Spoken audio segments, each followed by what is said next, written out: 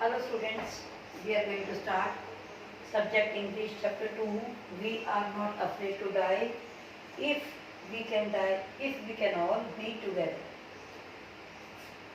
Meaning है कि हमें मरने से डर नहीं लगता अगर हम सब साथ हैं.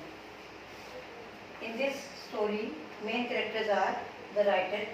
Writer is Gordon Cook and Alan East. Writer and his wife Mary, daughter Suzanne, writer son Jonathan. These all are the family members who are watching a dream about an adventurous voyage. Voyage means sea journey, यानी कि समुद्री यात्रा. जिसमें writer है वो एक सपना देख रहा है पिछले 16 सालों से कि उसे एक बार समुद्री यात्रा से राउंड द वर्ल्ड जाना है, पूरे विश्व उसकी दुनिया की यात्रा करनी है. तो in this story they all are watching this dream and they all are preparing for that voyage. Voyage means sea journey, right. This is an adventure story about the ambition of the writer. What is the ambition? I have told you now that they are watching a dream that they will go for a sea journey. In this story, the writer and his family with one of his friends start a voyage to make their dream of round the world true. Let's read it and try to understand the story.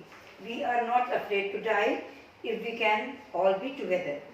In July 1976, my wife Mary, son Jonathan, 6 daughters Suzanne and I set sail from Plymouth. Plymouth से हमने चलना शुरू किया. किसने? Writer, his wife, his son and his daughter. England to duplicate the round the world voyage made 200 years earlier by Captain James Cook. जो एक round the world Captain James Cook ने किया था 200 साल पहले, उसको एक बार दोबारा से जो राइटर है और उसकी फैमिली है फॉलो करने जा रहे हैं.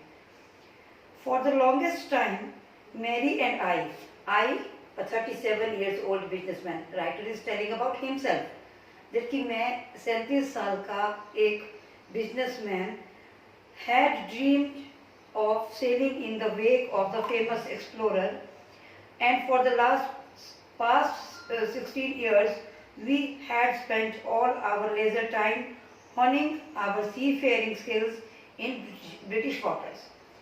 The writer is telling that for the last 16 years, he is spending with his family his all the leisure time, मतलब जो फुर्सत के टाइम जब भी मिला उनको, उन्होंने वो सारा टाइम एक सी वॉकर, वेव वॉकर बनाने में लगाया, जिसके थ्रू वो अपनी सी जर्नी स्टार्ट करने जा रहे हैं.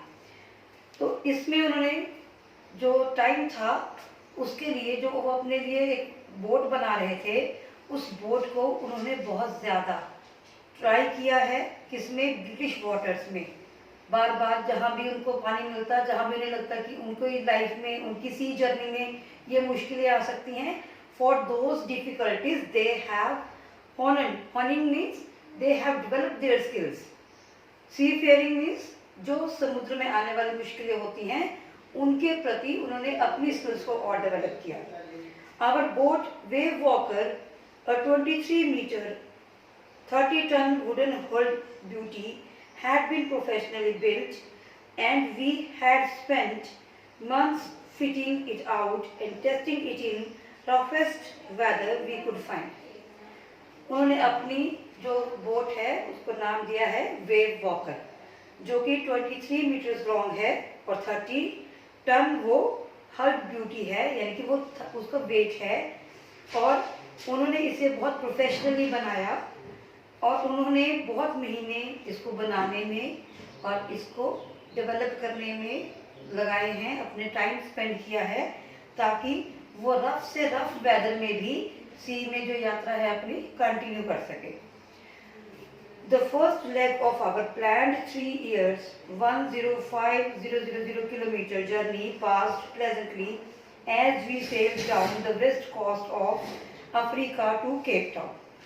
जो हमारी जर्नी के फर्स्ट लेग, मतलब उनका पहला चरण जो उनकी यात्रा का था, वो था 1,05,000 किलोमीटर्स, जो उन्होंने बहुत अच्छे से, बहुत आराम से, बहुत कामली अपना समय समुद्री यात्रा में बिताया।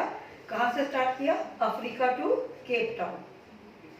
There before heading east, we took on 2 crewmen, American Larry Vigil and Swiss Herb Sizzler, to help us tackle one of the world's toughest sea. अब उन्होंने क्या किया, यहाँ से उनके साथ 2 लोग और जुड़ गए, जिसमें एक तो थे अमेरिकन लैरी विजिल और दूसरे थे स्विट्जरलैंड से herb sizzler, to help them to tackle one of the world's roughest sea, ताकि उनको हेल्प हो सके वर्ल्ड के, संसार के रफेस्ट सी में से, यानी कि जो सी का रास्ता बहुत ज़्यादा टफ होने वाला था उनके लिए। ठीक है। On our second day out of Cape Town, we began to encounter strong gales. For the next few weeks, they blew continuously.